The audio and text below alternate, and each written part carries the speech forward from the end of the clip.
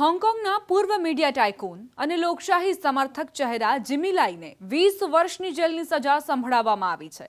આ સાથે તેમની કાયદાકીય લડાઈ પણ પૂર્ણ થઈ ગઈ છે, જે છેલ્લા અનેક વર્ષોથી હોંગકોંગના બદલાતા ચિત્ર અને ચીનના કડક વલણનું પ્રતીક બની ગઈ હતી।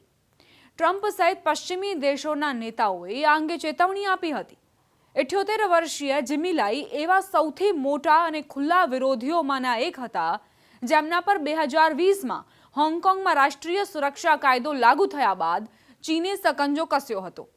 આ કાયદા હેઠળ તેમને 2 રાષ્ટ્રીય સુરક્ષા કેસ અને 1 રાજદ્રોહના આરોપમાં દોષી ઠેરવવામાં આવ્યા હતા।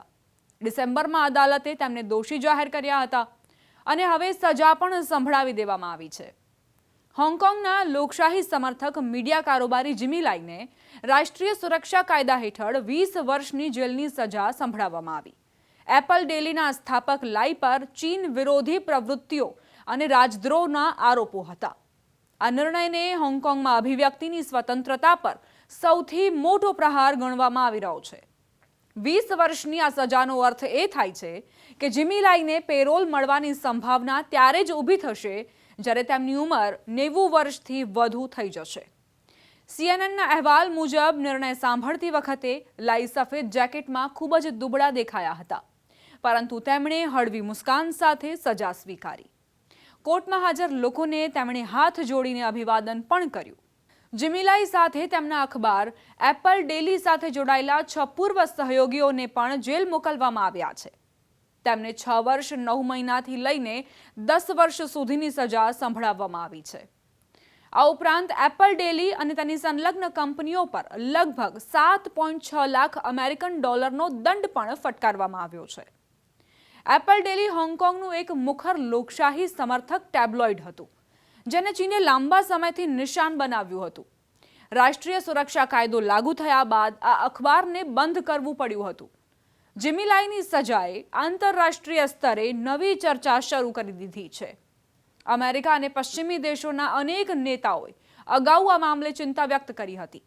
અમેરિકી રાષ્ટ્રપતિ ડોનાલ્ડ ટ્રમ્પે પણ અગાઉ જિમી લાઈને બહાર કાઢવાની વાત કરી હતી। આવતા મહિનાઓમાં ટ્રમ્પની ચીન મુલાકાતની શક્યતા છે। તેવામાં લાઈના સમર્થકો ઈચ્છે છે કે આ મુદ્દો ઉઠાવવામાં આવે।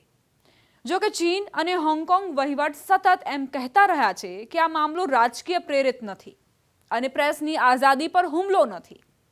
અધિકારીઓનો દાવો છે કે 2019ના હિંસક પ્રદર્શનો બાદ કડકાઈ જરૂરી હતી અને તેનાથી સ્થિરતા પુનઃસ્થાપિત થઈ છે, પરંતુ જમીની હકીકત એ પણ છે કે રાષ્ટ્રીય સુરક્ષા કાયદા બાદ ડઝનેક લોકો જેલમાં છે, અનેક મીડિયા સંસ્થાઓ બંધ થઈ ગઈ છે અને હોંગકોંગનું એક સમયનું અશાંત રાજકારણ લગભગ મૌન થઈ ગયું છે।